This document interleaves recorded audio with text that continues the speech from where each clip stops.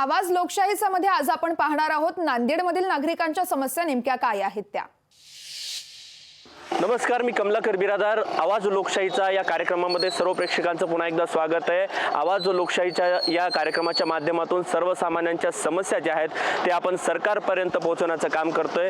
सर्वसामान्यांच्या नागरिकांच्या ज्या काही मूलभूत सुविधा असतील या सर्वांचं निराकरण करण्यासाठी आपला हा लोकशाहीचा प्रयत्न आहे। आपण आहोत आता नांदेड शहरातील प्रभाग क्रमांक 7 मध्ये। या प्रभागातील नागरिकांच्या काय समस्या आहेत ते आपण आता जाणून घेऊयात। 15 साल हो गए रहे कि हमको भी एक नाला नहीं है, रोड़ा नहीं है। पूरा पानी नाली का हमारे घर के सामने जमा हो रहा, वो रोड दीवार बने गई पूरी। बच्चे छोटे छोटे फिरते, नालियाँ पूरे भर गए, मच्छरा हो रहे दुनिया के। नाल्या स्वच्छता नाही, रोडा स्वच्छता नाही, एरियामध्ये पब्लिकला तकलीफ व्हायला या जायला।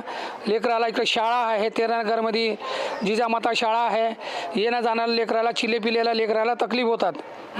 घाण उंचले भंग ते कचऱ्याच्या गाडीला बोलले तर ते बी येत नाही गल्लीमध्ये। हे तेरानगरमध्ये लई दिवसापासून आहे, अवघड आता झालेला आहे या जायला।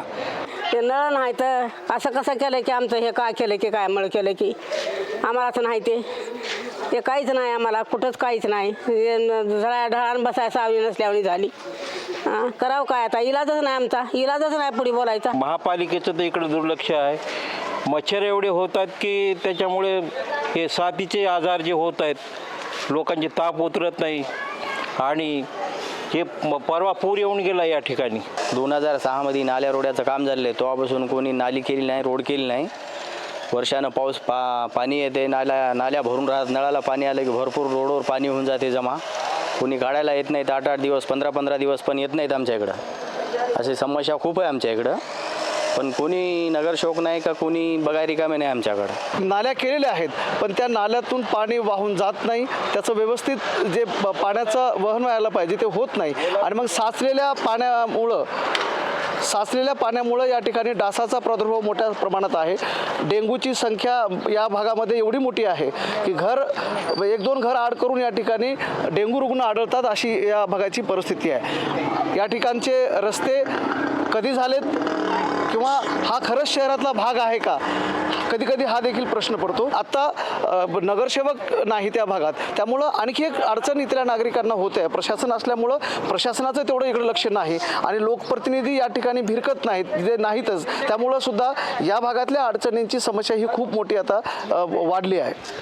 नक्कीच प्रभाग क्रमांक 7 मधले हे जे सर्व नागरिक होते यांच्या ह्या ज्या समस्या होत्या आपण जाणून घेण्याचा प्रयत्न केला। मूलभूत सुविधा यांच्यापर्यंत पोहोचत नाहीयेत, नाली नाहीये, रस्ते नाहीयेत। नाली असेल तर ती चोकअप होते, ड्रेनेज लाईन नाहीये, ड्रेनेज लाईन आहे मात्र त्याचं आउटलेट देण्यात आलेलं नाहीये।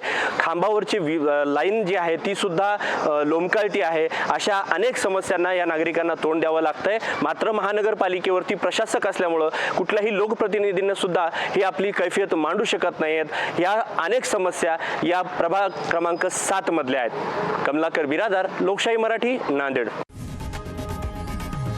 लोकशाही मराठी ऐका, पहा, जागरूक रहा।